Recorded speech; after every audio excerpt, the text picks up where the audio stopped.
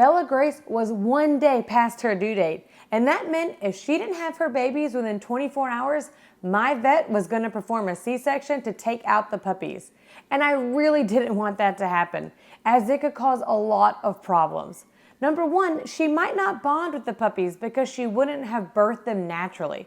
And if that happened, she might not care for them or allow them to nurse. And we would have to bottle feed the puppies every 2 hours and stimulate them to use the bathroom. That would mean around-the-clock puppy care, not to mention wound care and the risk for infection. Bella Grace is one of my sweetest dogs. She is actually a Goldendoodle that was returned back to us, but not for any bad reasons. She was a companion for a terminally ill husband. Unfortunately, he passed very quickly, and she didn't feel like she could care for her while being gone so often, so she asked if I could find her a different home. I posted the need on our Facebook site, and one of my guardians, the Bombers, was the first to respond. It was a very easy yes for me. I knew she'd be with the perfect family, and they already had Marley. Marley was one of our first guardian moms ever. Marley is Bella's daughter, and Bella Grace is lucky to have lots of human siblings, and her parents Jill and Darren have really enjoyed the guardian program. So much so that they wanted to do it again. We had her genetically tested and OFA assessed, and all the results came back great. Okay, genetic testing is where I swab one of the mouths of my Goldendoodles and send it to paw print genetics to ensure they aren't a carrier for common diseases found in the Golden Retriever or the Poodle. Once that comes back clear, I schedule an exam with my vet for OFA and pin hip testing. OFA stands for Orthopedic Foundation Association. They specialize in examining x-rays to ensure joint stability. Pin Hip stores tons of x-rays for each breed and compares Bella Grace's joint x-rays with other Goldendoodles to make sure her joints are great. This is so valuable to our puppy families as they know our dogs won't pass along bad genetics or joints along to their puppy. It doesn't mean that joint issues won't happen down the road, but it makes sure the puppy doesn't start with bad joints that will worsen as they get older. Wait, I have really jumped ahead. Let's go back a week before her birth and start there. We've had Bella Grace for a week now. All moms that are due to have puppies come to us a week before their due date. This helps them get settled in our home before labor starts. This also gives us time to have an x-ray done to see how many puppies she is going to have. Bella Grace loves going to the vet's office.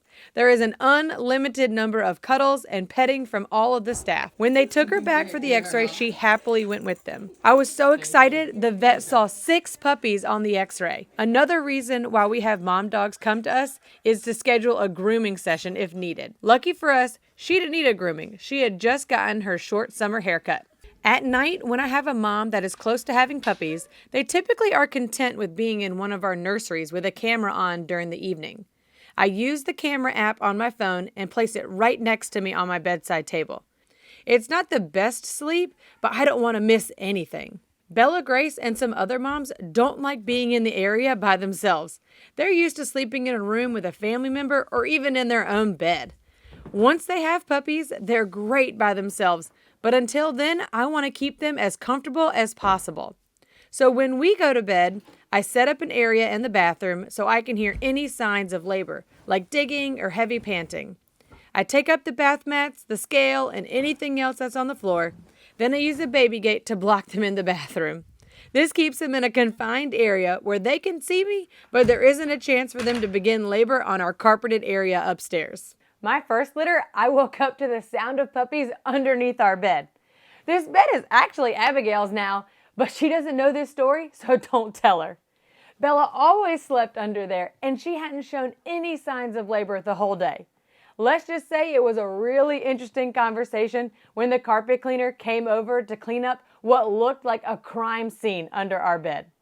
With Bella Grace, I really thought I was going to wake up to the start of labor. But no luck, just some small whimpers, which means she is 1 day past her due date. Due dates are interesting.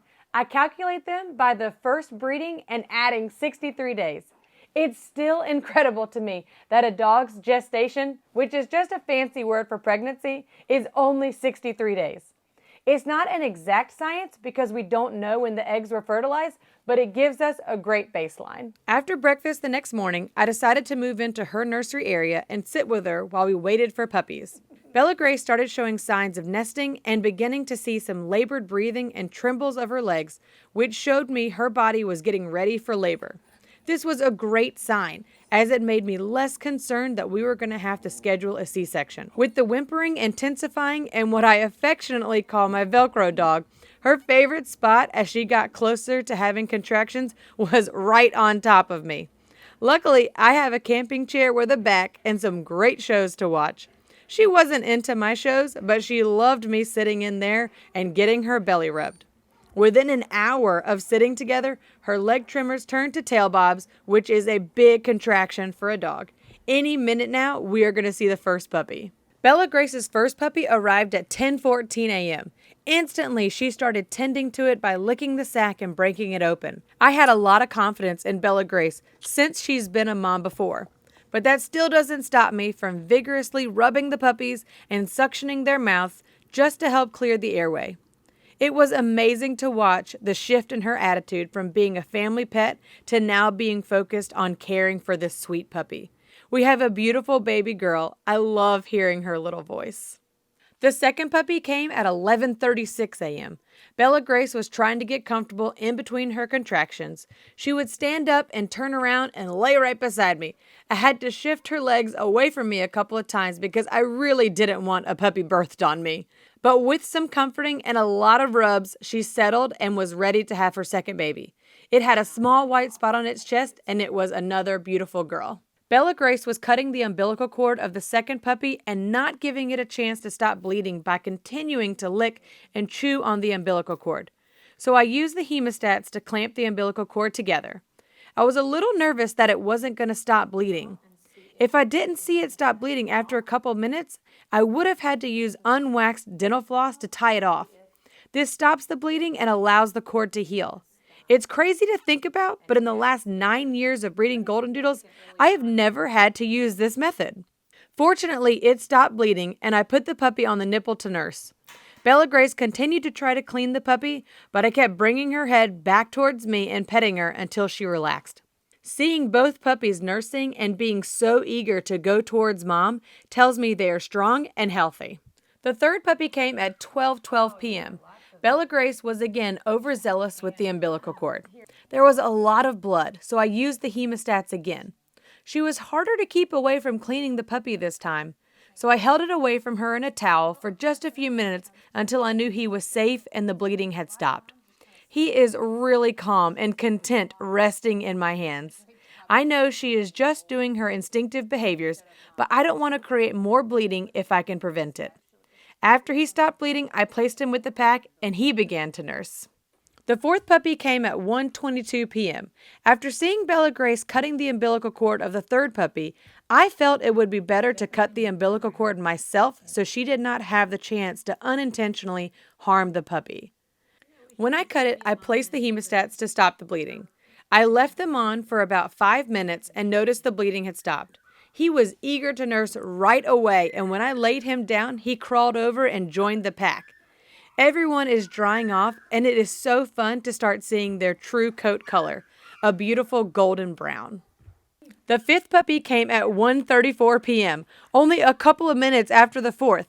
I checked the gender and found another girl. She was a little smaller than her siblings, but really active and vocal. This little lady wanted to be with her brothers and sisters. She was wiggling around a lot and could not wait for those hemostats to come off so she could join them in the puppy pile. Bella Grace was comfortable and starting to relax.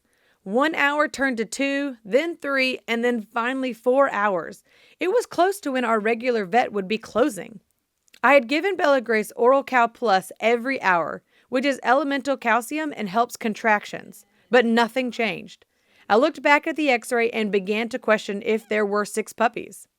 I called my vet and explained the situation. They wanted me to bring her in to do a repeat x-ray. I started thinking about the possibility of interventions, oxytocin to get the contractions moving again, an emergency C-section. I really didn't want that to happen. The fear and anxiousness started to come as I thought of Nala's story.